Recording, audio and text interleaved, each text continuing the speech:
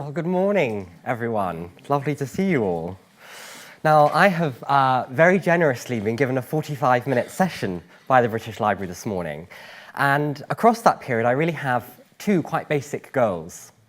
The first is to prove to you, or to showcase, if you will, the extraordinary breadth and range of content that we talk about at Mintel, the sheer level of insight and range of data that we collect. The second is to make sure I can prove that is actually useful to you as startup businesses. Now, to start with a little context, perhaps, who am I and why am I here? Well, Mintel is the world's leading market intelligence agency. We've been around since 1972. I say we, they, I haven't actually. But Mintel has been around since 1972, more like 1990 for me, but 1972. And across that period, we have continued to grow the vast area of research that we do. We now cover everything from new product launches in the food and drink market, analysing beauty and personal care trends, right through to financial services and the leisure and tourism industry. We look at trends, tracking everything from marketing to social trends, lifestyle trends. And this all comes together to allow us to be consumer experts. In fact, better than that, we understand people, not just as buyers and shoppers, but as people who exist in a world outside of that realm. Now, we passionately believe in the value of market research to all businesses, but I think when it comes to startup businesses, there are sort of two key areas that it really has its value. Now, the first of these is in those Dragon's Den moments, whether that be a meeting with a bank manager for a loan or an investor or a retail buyer.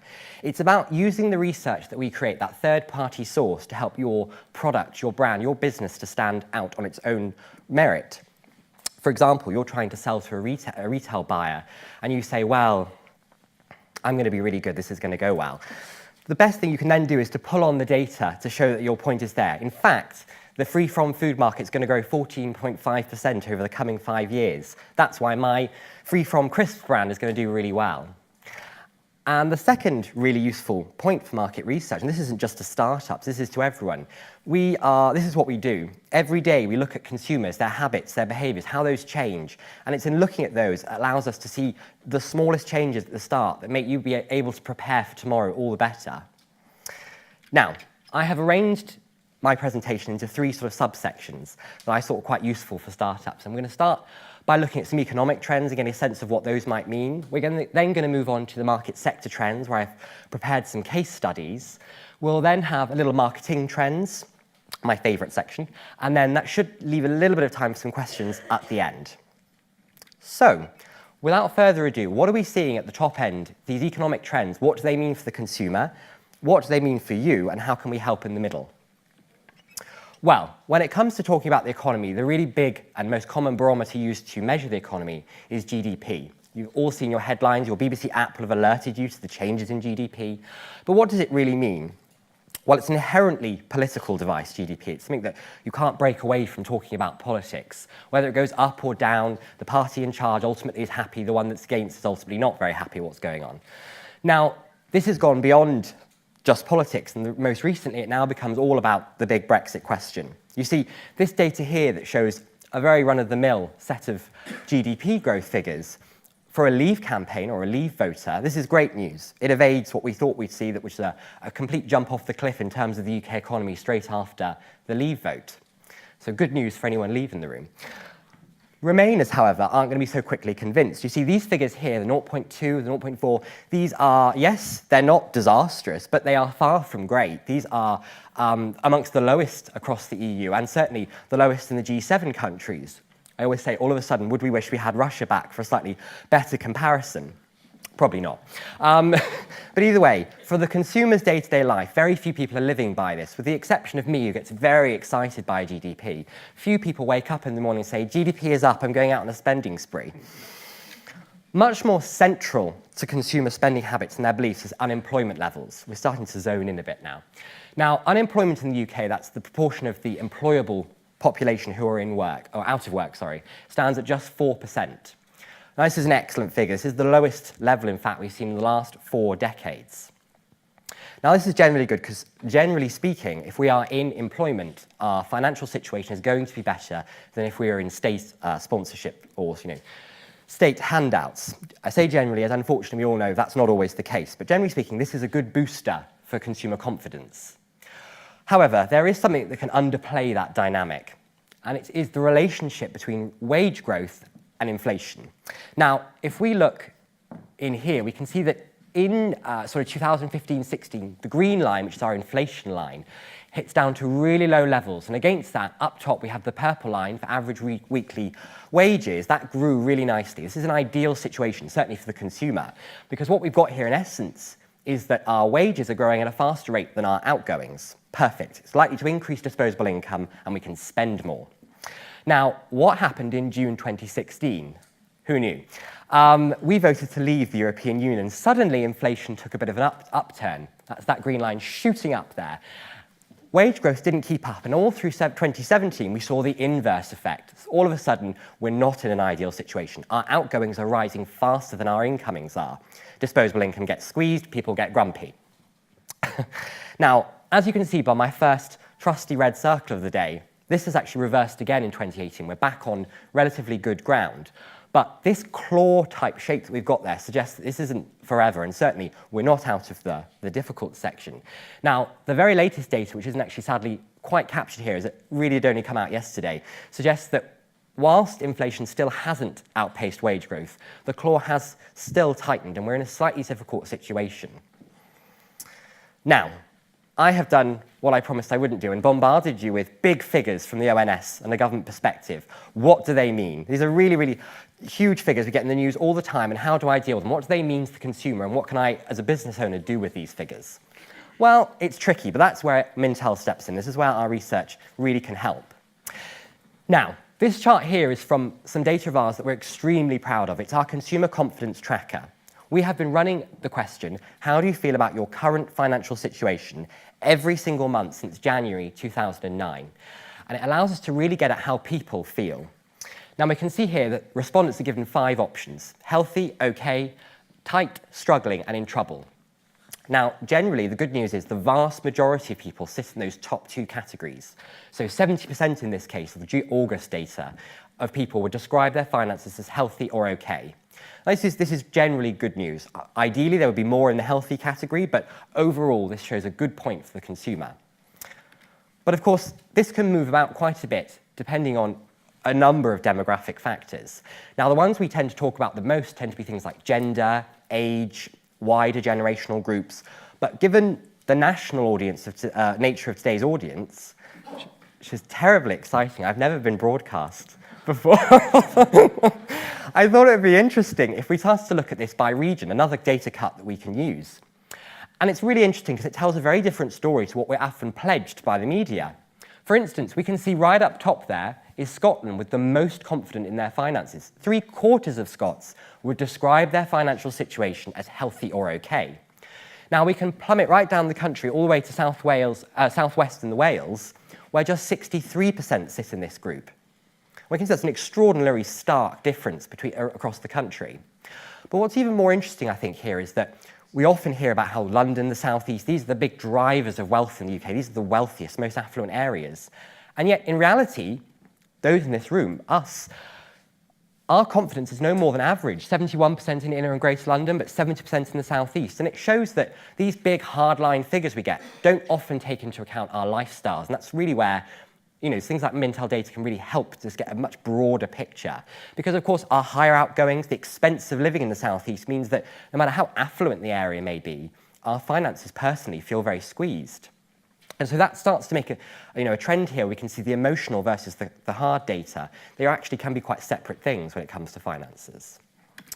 Now, you may remember a minute ago I said we've been asking this question every single month. We don't do this just because we haven't got any other ideas.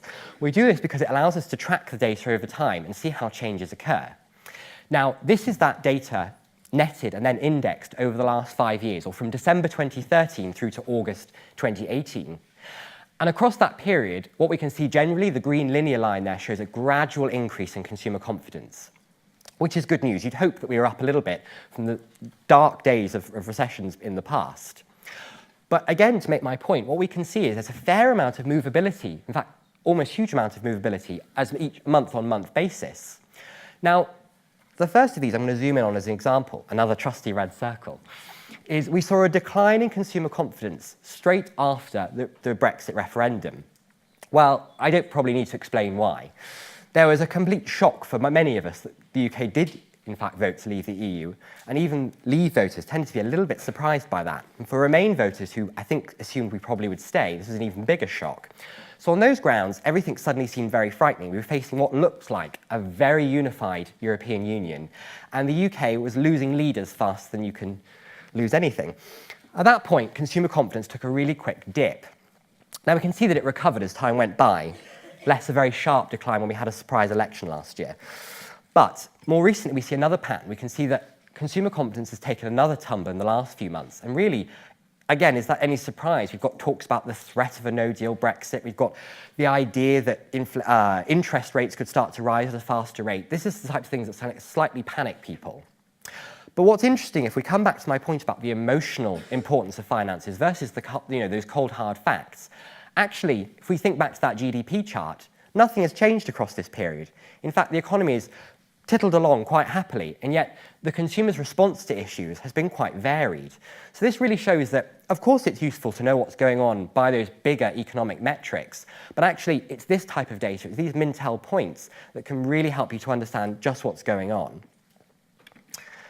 Now that concludes that section quite nicely, looking at the sort of emotional versus actual elements of the economy. And what at this point I wanted to do was to move on to looking at some case studies. So bringing me back to my initial pledge to you that I would prove the breadth of Mintel research, I've prepared 4 case studies of different sectors. I think some will do well in the coming 5 years and some that might have a little bit harder time. Obviously, we're a broad church today. We're from all different types of industries, so I struggled to get something for everyone, but I think these are a good, interesting basis for you all. Now, before I start, I wanted to draw attention to wider consumer spending, and I think this can make a really useful benchmark for you to see how your category is performing compared to sort of wider spending habits. Now, in 2016, consumer spending totaled some £1.2 trillion. Okay? That's a really big number. How often do you use the word trillion? Not often, because I don't, so therefore you don't. Now, that grew by 3%. It took its time. That grew by 3% from 2016 to 17, and we see total spending achieved was £1.25 trillion. Now, this next chart here is a Mintel forecast, and we anticipate spending in the UK to grow nominally, so including interest, by 15.2% over the coming 5 years. Now, I wouldn't suggest any of you in those Dragon's Den moments go to your bank manager and say, Mintel say that consumer spending is going to go up, so my product's going to be a hit, give me the money. It's just not going to swing it. But the point is we actually create these charts, these forecast charts, for nearly everything we do, allowing you to get a sense of your category, categories that are similar to yours, those that sit round it, everything from the free-from market through to the nappies, baby wipes. These are all forecasted. So again, whilst this is interesting, when it comes to use, it's about going through the reports, finding the sector that you sit in, or even the wider sector that your product or business will fall under, and using that data to see whether you're part of a growing or a shrinking category. It doesn't always mean the worst, as we'll come on to, just because your category is struggling. So, to start with, I've picked out 2 winners I think are likely to do quite well over the coming 5 years. I say I, as a team of experts at Mintel that have luckily informed me. The first of these is the clothing and accessories market. Now, clothing and accessories have had a slightly tricky few years where we've seen lots of emphasis on price promotions, discounts. It's made selling clothes very, very tricky. But we picked up from that in 2016-17. Actually, sales of clothing and accessories grew by 3.3% across that period. Now, this took total sales to a grand total of £74 billion in 2017. And we're anticipating really encouraging growth of as much as 21%, taking us to around £90 billion by 2022. Now, there are a few things driving that growth. The first of these is the online fashion and footwear market. Now, you don't need me to tell you that online fashion has become much easier in recent years. We've become more used to it. The buying patterns have become easier, and of course the technology, smartphones have advanced, websites have got better. So buying clothing online has got ever easier, and that of course has helped to boost this market. Now, another thing that our retail analysts are always very keen to point out to me, of course, is it's not just the ease. This market isn't growing just because it's convenient, but actually that we've got players operating this market who are doing a really good job. ASOS, Boohoo.com, the likes of Misguided, they're all creating really good ranges. These are things that we want to buy, and they're easier to buy. And of course, this is a real challenge for the high street. Another trend in this market I think is really interesting, we've been observing for a long time now, is this idea that men are taking more interest in their presentation, their dress, their outfits, their appearance, and this is starting to translate into sales. We see here that actually in 2017, the 2016-17 period, the menswear market grew at a faster rate than the women's wear market. If anyone in the room has a menswear brand, it's good news for you. The point is that this could continue because in many ways, it's actually due to a missing supply for demand. Men may have long wanted to buy more, spend more, shop more, but traditionally this is, the clothing market has been completely dominated by women's wear. So as we start to see a shift in the balance and more menswear brands tapping into this demand, there is scope for its continuous upward trajectory. Now, having based quite heavily on market sizing data, I should point out that's not all we do. And this is where things like the consumer data, the questions that we ask and the responses we get can really help you to identify the trends and what's happening in your category. Now, it will not surprise a person in this room if I'm to tell you that the environment is topical. But of course, what does that mean to you? What does that mean for your sector? And this is the joy of the individual reports. People will zone in on those issues and what it means to your category. And here we can see, looked at through the eyes of a clothing retailer, 58% of clothes shoppers agree that fashion retailers should be more environmentally friendly. Well, they've been trying for years, but I think the pressure that we're now under to make a change is starting to translate into real action. We've got the likes at the top end of the Swedish-American fashion house Gant creating ocean plastics ranges, Nike and Adidas doing the same. They've all got trainers now made from recovered plastics. But it's even startups. It's not just these big established businesses. We've got the likes of Vin and Omi. Now, this is a startup that launched, I think, just a few years ago and debuted at London Fashion Week in 2017. They are sold entirely on the back of creating eco fabrics. They've got wool made from upcycled plastic. They have got a leather texture. This is fascinating. If someone can tell me more about it. They've got a leather made from chestnut skins, as in literally chestnuts. It's about showing how you can be creative and actually that even as a startup versus some of these bigger companies that seem so scary, you can have a role in tapping into what consumers want from their products. Now, this moves us on nicely to another winner, or in my eyes, over the coming few years, and that's the leisure and entertainment sector. Now, spending on leisure and entertainment grew 2.7% 2016-17. That took us to our total of about £33 billion. Now, this is set to grow by as much as 17% over the coming 5 years, and that will take spending in this area roughly to £39 billion. And again, there's a few things driving this, but perhaps most dominant is this desire for experiences, the so-called experience economy. We've been talking about it for a long time, but thanks to social media, now it's got more value than ever. I'm sure you know that our social media accounts are only worth as much as we can prove our experiences. And if you haven't got a picture of you, jumping off the Eiffel Tower smiling, you're just not important. Sorry. I think a great manifestation of this, one of my favorite stats, is that 24%, a quarter or so, of all adults have been to a music festival in the 12 months to June 2017. This is from our music festivals report. I promise you, we really do cover it all. And this is up from 19% in 2015. And I think what I really enjoyed here is that when we once again break down into the demographics, we see that the growers, the main people who are driving this growth, aren't your young tweeny boppers. It's people who are in their middle ages. It's people with children. Everyone wants in on the experience. Another big driver in this category, health and fitness trends. We all know we're under pressure to get fit, to lose weight. Kim Kardashian tells us so. But a real driver, and the benefit of this has been in the health and fitness clubs market. You can see from these figures here, they've boomed spending on health and fitness clubs. But something that our leisure analysts, in isolation, of course, this is just about health and well-being, but where the value of our experts and our reports comes in is that something our leisure analysts pointed out is that, yes, of course, we're all trying to get fit and thin, we're all trying to look great, but actually, the booming health and well-being trend is as much about experiences again. It's about the experience of being healthy. It actually all ties back to that bigger overarching trend that we can all tap into. One of my favourite examples is how we're seeing this pan out outside of just health clubs and gyms. We saw earlier this year, Selfridges partner with the startup boxing studio, BXR, running in-store boxing classes, either one-on-one or for groups. All of a sudden, you can't just go to a boxing studio unless you're doing it at Selfridges. Similarly, we've seen really clever moves from the likes of Lululemon, the Canadian athleisure brand. They've got yoga sessions, which always seem to be held in their shop window. It's a little bit strange, but it's very interesting. And a bus stop in Gloucester, I hope anyone from the Southwest is watching, I'm from Gloucester.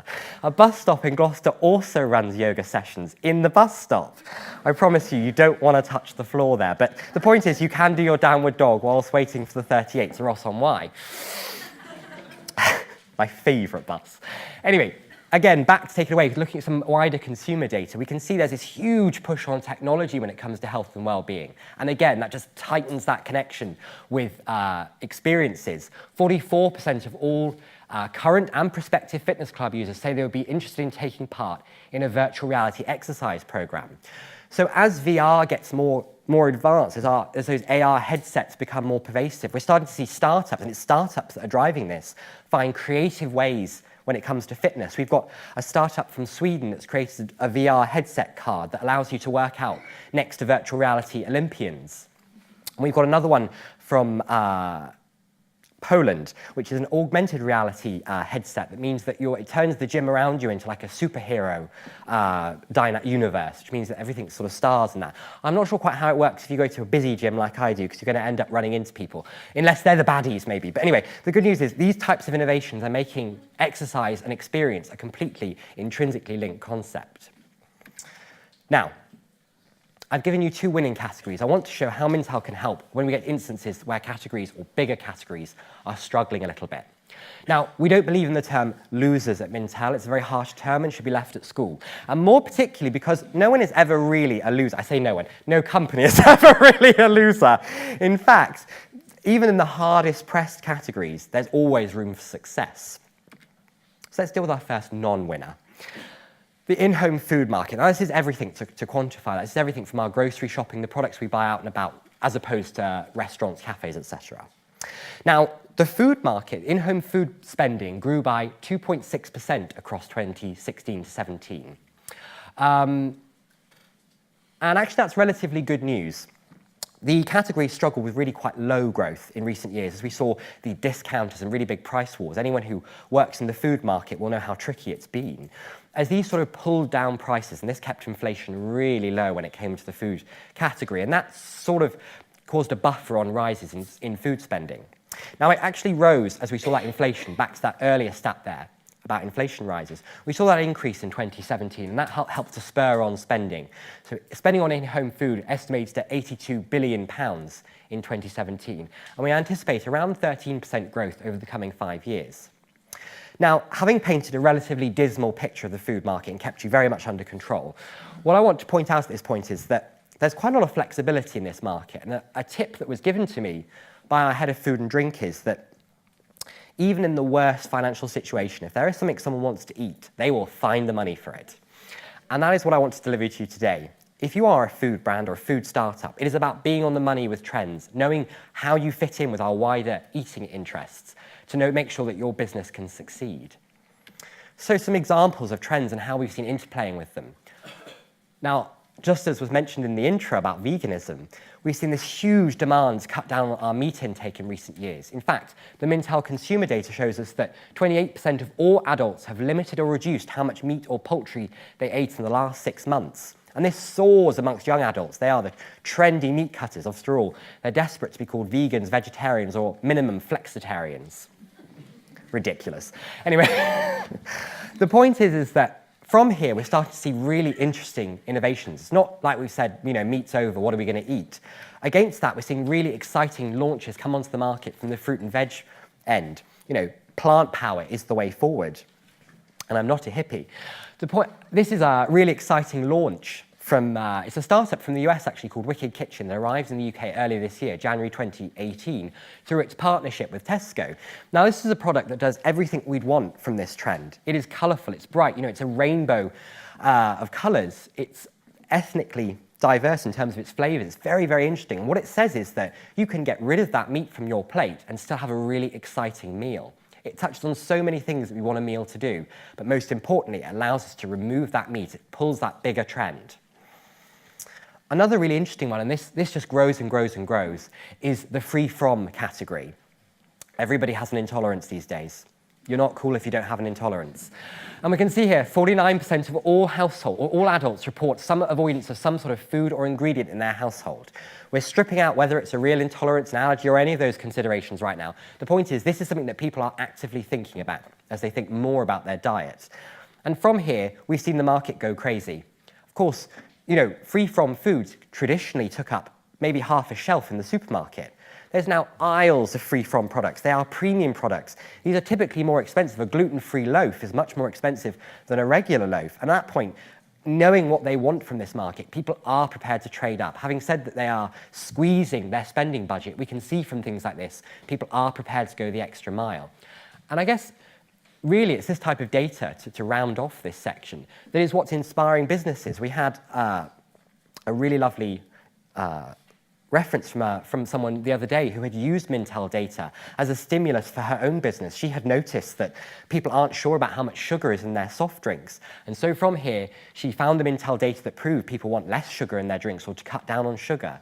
She found the market sizing that showed how that category is going to grow and how actually growth in that category is limited, but because of the sugar content. So from here, the story developed. She was able to see that creating a soft drink that had less sugar or a controllable amount of sugar is the way forward. And I'm just saying it's all from Mintel data. Now, another category that's got its challenges is the beauty and personal care market. Now, this category grew 2% across 2016 to 17, and we're expecting relatively slim growth over the coming 8 years, around 8%, taking us to nearer 19 billion. Now, there are actually two stories going on in this slide, and I've been a bit naughty in conjoining them. You see, it's very similar to what we saw in that food category a minute ago. The personal care arm, now this is your essentials, your deodorants, your soaps, your shower gels, boring products. People are trying to cut their spending as much as they can when it comes to these, because after all, they're not very exciting, and we know that we can get discounts, offers, really good deals on them. So when it comes to convincing them to spend more, people have to work much harder. By contrast, the beauty sector is doing really, really well. And a lot of this comes back to the fact that it offers experiences. You see, we've come full circle. We're right back to experiences. Beauty products have developed this sense that they can actually really give you a unique experience as a user, whether that's a mask that gives you 10 minutes of relaxation, or this really bizarre lip product that you can put on, and it sort of erases the dirt from your lips and it buzzes away for about 10 minutes. I tried it the other day. The point is, it was an experience for 10 minutes and I paid £11 for that experience. It's terribly exciting, it was too.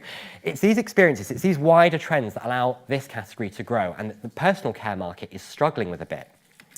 Now, it comes back to my point. We can see that the sexier categories are doing really, really well. And we saw across 2016-17, women's facial skincare grew by 7.3%. Now, it may not seem loads, but this is a mature category. I'm not suggesting across this point that lots more women are using facial skincare products. What I'm saying is that they are prepared to spend more on them. We've actually saw that this growth was nearly entirely driven by the premium end of the market and prestige products, because it's the qualities they can offer. It's those experiences. It's that heightened skin sense that means we have to put less makeup on. There's a sense of real economy about it. I'm going to spend more on my skincare so I can spend less on the makeup I put on my face. And it's that dynamic that's allowing this market, or this sector of the market, to grow.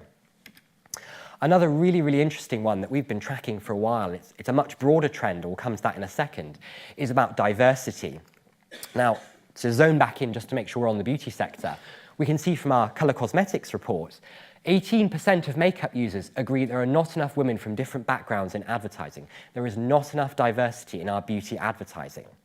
Now, we've seen huge changes in literally just the last year when it comes to diversity, particularly in the beauty market. And it wouldn't be a beauty section if I didn't mention the blockbuster launch that was singer Rihanna's Fenty Beauty range. This took everything by storm. It made it clear that it is no longer acceptable for the one-size-fits-all product. The range launched earlier in 2018 with 40 different shades of foundation. There's no going back from there. This means we are catering to every different skin tone. We're catering to every different woman's needs. Now, this is a really expensive undertaking. I make no pretense that not everyone's going to launch their beauty brand with so much funding. But what I will say is it really puts, this type of data shows the importance of diversity in this category. And for any startup brand looking to enter the beauty and personal care market, it's about understanding how you can cater to a wider audience. After all, why ever would we want to cut our audience down to a smaller personage? It's about expanding and being inclusive. Now, that ends our case studies, but actually that discussion on the point of diversity points a really nice segue into some of the bigger marketing trends we're seeing cross-category. And it brings me to some research of my own, finally. I've sort of stolen from other people until now. Some research of my own that I completed earlier this year and that I found really, really exciting. And it sort of centres on brand Britain and British identity. This was the core heart of the research. After all, make no doubt, whether we are Leave voters or Remain voters, there is a point at time where Britain is starting to have to question what we want Britain to stand for, Britishness to mean, and what being British means to us. Now, this came out in a number of statistics, but perhaps the one I enjoyed the most was right up top here. 45% of all adults agree that Britain is viewed as diverse by other countries. It's a powerful statistic, make no doubt. Beautifully shown here by my multicultural ducks. Oh dear. Now, the point that it's exciting is that this isn't whether they agree with it, this isn't whether they disagree with it. I don't care if your racist aunt doesn't like that Britain is multicultural. The point is we are accepting that this is an area where Britain is a world leader, that we have got a really leading point when it comes to diversity. It's a fantastic statistic. From here, it is about building. It is a building block, this, for showing how we can take that, this leading position that we have, and grow our sense of our belief in diversity around the world. Now, we see so many campaigns now starting to brush the surface about diversity and being more inclusive. We've seen this in various different types. This isn't just based on ethnicity, but we've got the likes of Mars with its fantastic campaign about disabilities and including people from different disabilities. After all, 1 in 5 of us have some form of physical disability, and yet they're included in just 0.3% of advertising. But to move away from that, I wanted to show how we're expanding this at a global level. And one of my favourite campaigns has been this from Burberry. This is Burberry's The Rainbow Legacy, a collection it launched early in 2018, which did everything I could want a campaign to do. After all, Burberry's check is a heritage concept. It is the most inherently British fabric that exists. Now, pop on top of that, or juxtapose with it, the LGBT flag, and all of a sudden you have this complete contrast of old versus new. You have a brand showing where its heritage comes from and where it wants to take itself going forward. It's a fantastic campaign, but it gets better. I think so. The campaign not only made this fashion statement, I'm not a huge fan, but it's a fashion statement. The campaign not only made this fashion statement, it took things further by pledging to give funds to LGBT charities, not just in the UK, but around the world. This is a brand saying, we are about equality, we're about diversity, and we're not just about it here, but for everyone. It's a very powerful message, and it really gives a great example of how other brands can take influence using this as a blueprint. Another question that we tried to get at and sort of look at was pride in the UK. What is making us proud? What are we proud of, and what makes us proud to be British? Well, the chart did everything you'd imagine it to do. I haven't included it here because it wasn't any surprise. We saw things like the royal family and British history, that was awkwardly high. But right up top, my favourite, or at least certainly caught my imagination, was this. 54% of all adults are proud of the NHS. Why? I wanted to think. Why exactly? It's going through some real problems, and I wouldn't say like its success rates are going well. I just wanted to get at what exactly it is. Mintel to the rescue. This is where we use some qualitative research to really get at what exactly it is that people are proud of in the NHS. I know what makes me proud, but what is it more broadly that's causing this huge pride in this system? So we asked 19 on an online panel of very, very different people what it is that makes them proud of the UK's NHS system. And encouragingly, they all said the same thing.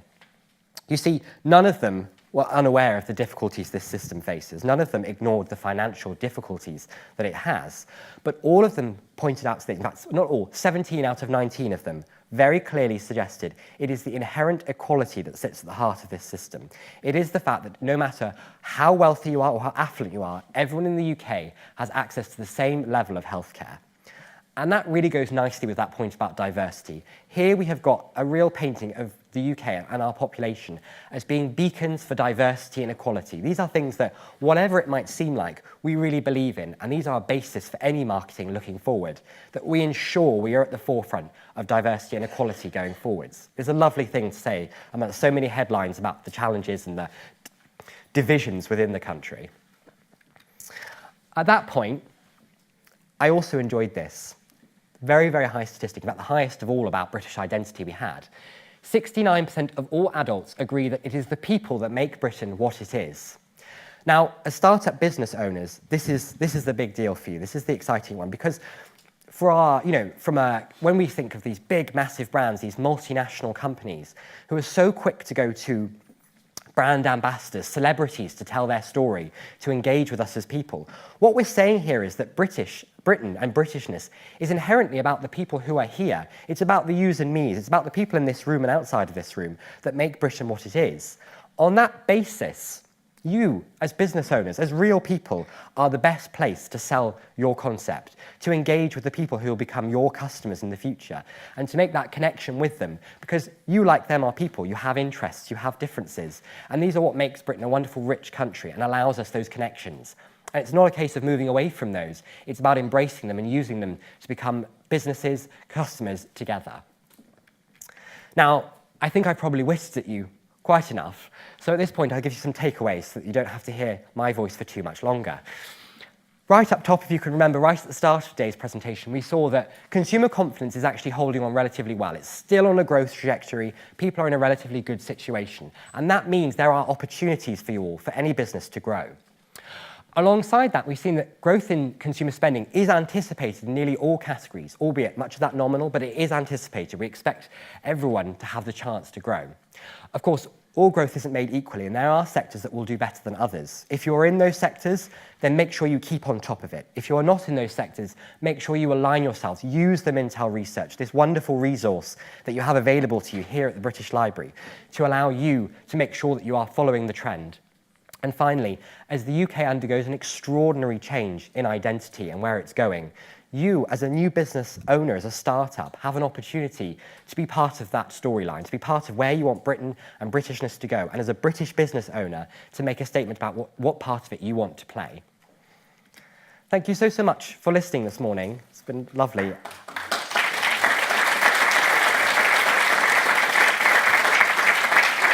Any questions?